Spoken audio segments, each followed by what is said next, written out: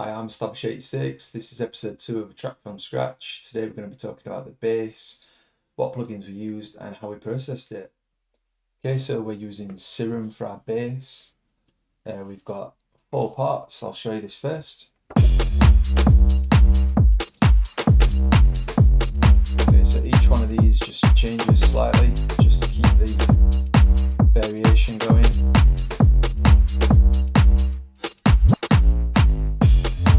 This one just goes up higher on the octaves.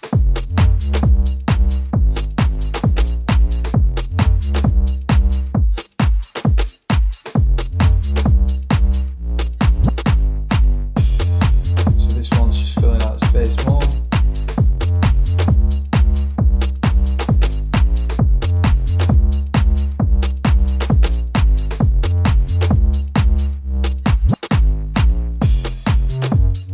Again, we're going higher up. We're also filling out that space, but we're also leaving a bit just to kind of create that vibe. Sometimes less is more. Okay, so let's dive into Serum. Okay, so first up we've got oscillator A. Also under analog we're using Juno, using -1 on the octave. There's no change here. Oscillator B, going analog basic _ MCB. We've changed its wavetable position, that's now at 20. So moving over to the filter, we got MG low 24. This is under normal, MG low 24. Okay, so our cutoff is being modulated by envelope 3. So what this means is envelope 3 is effectively making this do that. As you can see, if I bypass this, that movement's done. We can bring it back. So to keep that bass low and also to get those high frequencies at the same time. And then we can just drag this out to however we desire.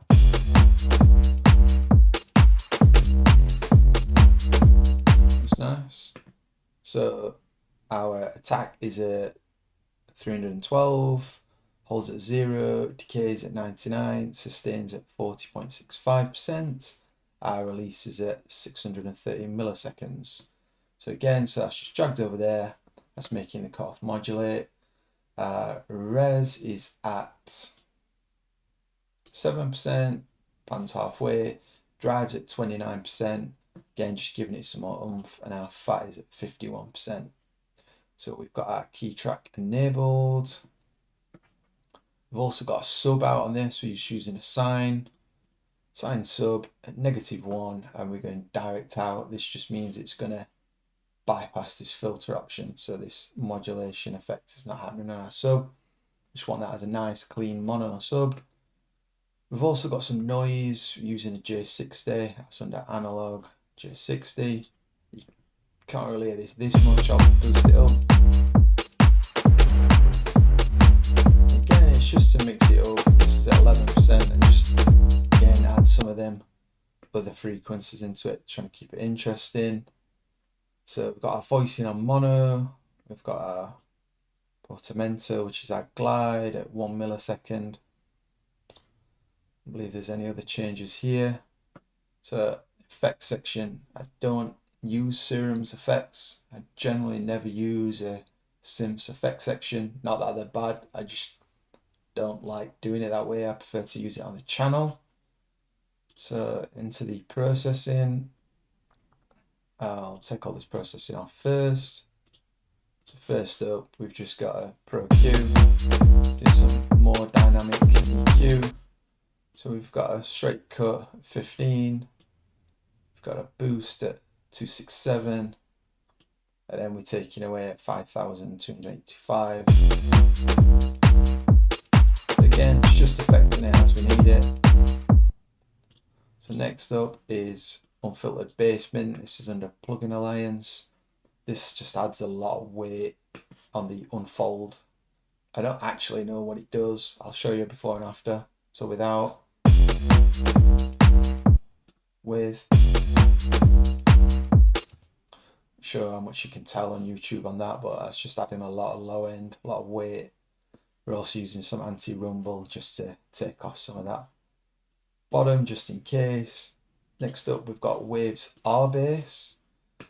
So we're at frequency 70%. So the way I use R bass, I look for where my bass is fundamentally hitting. So it's in this region. So as we can see, it's between 50, 70, as well as 90. So I just kind of went for somewhere in there. 70 sounded good. Got it -1 on the gain and 2.2 on the intensity here. It's just really adding that fatness. Okay, so next up, as we've added a lot more bass, we've got another Pro Q. So again, we're just doing a bit of a cut, dynamically reducing at 50, and we're boosting at 253. Again, it's just to make it sound right. You can see all these dynamics in here.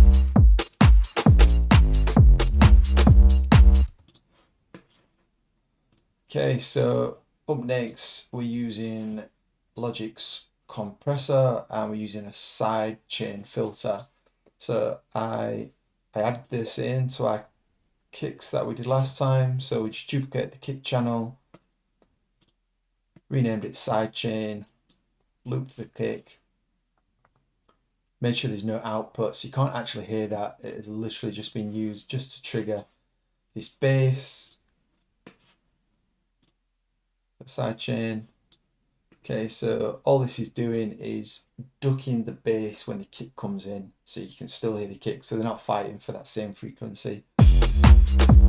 So the most important thing about that would be the release. So this is on 29. Got a ratio of 2:1. Thresholds at -20.5.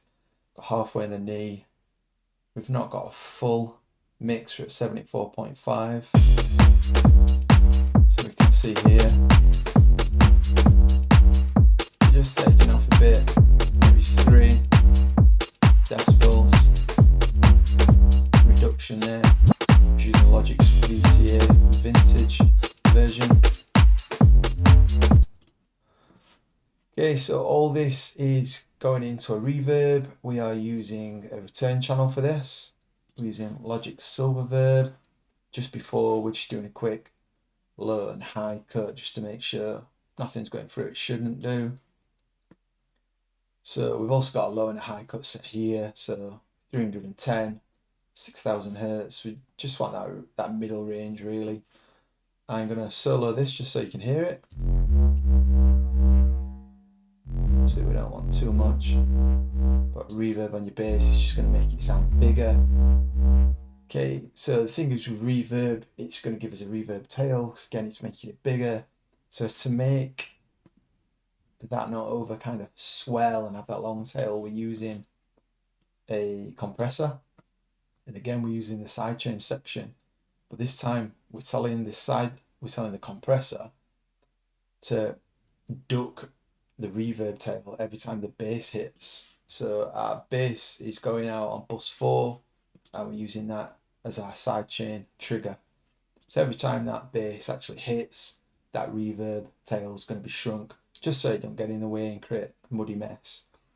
29% on the release, it's the same. My attack's at 15, 2:1 threshold. I think it's the same as last time. We have got a little bit of makeup gain on here. So again, it's just tickling it to keep that around about the same, 1.5. Okay, so next up, this is going into a bass bus. So we've not really got much on this bass bus yet, as we're still building the track. So first up, we've got Key Audio. It's really nice tip. Plug in this from Plugin Alliance. We just got saturation on there, and then we've got -0.74.2. So this, if you can hear that on YouTube, it's just adding that like kind of white noise. It's just to kind of give it that old school feel really. His drums are really clean, bass is pretty clean, but we want a bit of dirt for the type of music we're making. So all together with that,